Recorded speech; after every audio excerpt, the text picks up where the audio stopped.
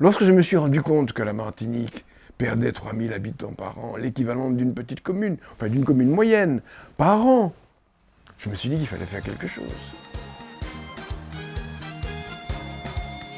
En janvier 2020 a lieu un colloque à l'UNESCO et à cette occasion, je leur dis, mais nous avons un projet de dynamisation de la population de la Martinique et l'UNESCO a eu en quelque sorte un coup de foudre pour le projet. Et c'est là qu'ils m'ont dit, mais ce qui nous intéresse aussi, c'est de créer un laboratoire du futur.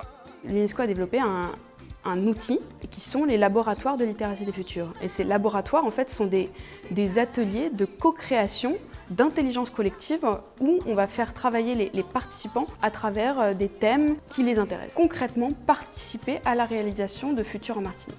Et c'est ainsi qu'on a mis au point les ateliers de créativité du futur. On a dit, mais bon, le futur, il nous faut aussi des projets concrets. Martinique 36 heures pour demain, donc c'est une opération qui vise à construire ensemble le futur de la Martinique. 36 heures suffisent pour construire la Martinique de demain. Et pourquoi elles vont suffire? Parce que c'est toute la population martiniquaise qui va y participer. Les ateliers serviront à construire le Madiaton. Un Madiaton, en fait, Madinina pour la Martinique, pour dire que c'est un hackathon qui est organisé pour la Martinique. 15 thématiques qui seront définies et accompagnées, ressourcées par des experts qui vont nous permettre de les définir. Et les thèmes profondément qui étaient avancés par la grande majorité de la population, c'est-à-dire la question du bien-être, la question du vivre ensemble, la question de l'environnement, la question du transport, étaient des questions centrales. À ce moment-là, nous décidons de faire une apogée de l'action en septembre 2021 et faire pour que les gens viennent, il faudrait donc une vedette. Lorsque le nom de Jocelyne Biroir a été prononcé, on s'est dit qu'on ne pouvait pas rêver mieux. En février 2020, confinement. On s'est dit, il va falloir qu'on soit créatif. Pour pouvoir maintenir l'énergie, nous avons eu un gros travail avec les journalistes. Les réseaux sociaux ont été très importants, pas seulement pour la Martinique, mais également pour la diaspora. Et coûte que coûte, aurait eu lieu l'opération Martinique 36 heures pour demain en janvier, fin janvier 2022, quoi qu'il arrive.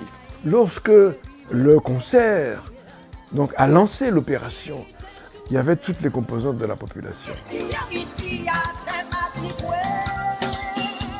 Dans le projet Martinique 36 heures pour demain, il y a un forum qu'on veut vraiment participatif avec un maximum de gens. Il se veut vraiment ouvert et chacun vient avec ses idées. On va discuter de ce que vous voulez.